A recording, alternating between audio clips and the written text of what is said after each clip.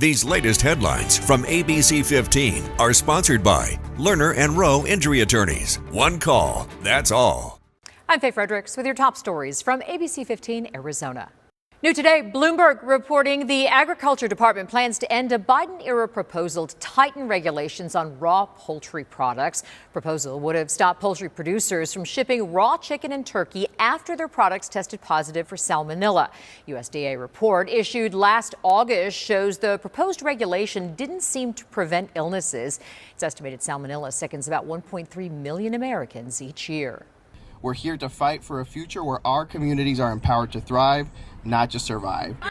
Local immigration rights groups gathering at the state capitol ahead of May Day next week. That's also become known as International Workers' Day. The groups calling on the community to stand up for worker rights and what they call immigration justice. Other events are expected across multiple states next Thursday. Trump administration dropping a multi-state legal challenge that could have impacted thousands of international students. White House notifying the courts and lawyers for the students of the change. Dozens of cases have been filed by international students across the nation, including about 100 students at ASU and U of A. Students sued the administration for action ICE took earlier this month, canceling thousands of international student immigration visas. ABC15 confirming all of the Arizona students impacted now have their visas back. In tonight's Impact Earth report, is the valley sustainable? It's a question that's prompted confusion and sometimes controversy, since sustainability means different things to different people. At the Society of Environmental Journalists Conference in Tempe, a panel of experts in heat, water, and sustainability tackled that very question, looking at the valley's overall growth, the growing local tech scene, rising heat, and our water supply. Catherine Sorensen with Kyle Center for Water Policy tells us the valley will face challenges, but she's optimistic we have a resilient water supply in place that will last into the future. Because at the end of the day, if there's drought on our watersheds and we see less water off of the Salt and Verde system, or particularly off of the Colorado River system, because we've done a good job managing our groundwater, it can be there for us as a fallback supply.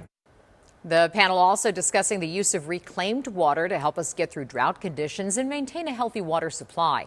ABC 15 Chief Meteorologist Amber Sullins will be part of a panel at that conference Saturday to discuss how our Impact Earth team covers these big topics, including water, extreme heat, and wildfires. We're hearing from Governor Hobbs today after she signed a funding bill to keep state disability services running. Governor says the bipartisan bill includes reforms to prevent future cost overruns and is workable for caregivers. We were able to reach a compromise that worked for the people who need the services the most, and that's what changed the equation and made this a signable bill. And with that funding crisis solved, Governor says her top priority now is working with lawmakers to get a state budget passed. Latest figures show lawmakers will have less money to work with than previously projected, but that Arizona still has a surplus. Ahead of the extreme heat, City of Phoenix is taking action this weekend to prepare vulnerable members of our community for the danger. Groups will be going door to door to leave informational door hangers at mobile homes and manufactured homes. Data shows up to 40% of indoor heat-related deaths happen in mobile homes, and half of residents report choosing between cooling their homes and paying for other essentials. Do you know a local veteran making a difference? Nominate them at abc15.com/veteran. Tell us their story, and they could win a $1,000 gift card courtesy of our proud sponsor, Sanderson Ford. Deadline to submit a nomination is May 4th.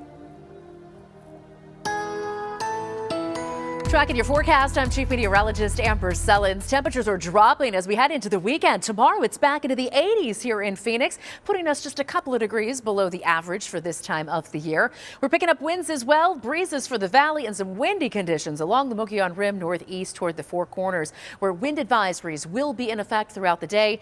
Gusts are at 40 to 50 miles per hour up here tomorrow, and that means fire danger is going to be high as well here and in southeastern Arizona as we head into Sunday. Here's a look at the culprit here. The storm system coming in. We're on the dry side of this, so no chances for rain or snow, just the high winds and the cooler air that'll take our valley temperatures down into the low 80s by Sunday.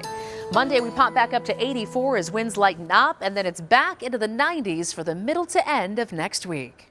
These latest headlines from ABC15 are sponsored by Lerner and Rowe Injury Attorneys. One call, that's all.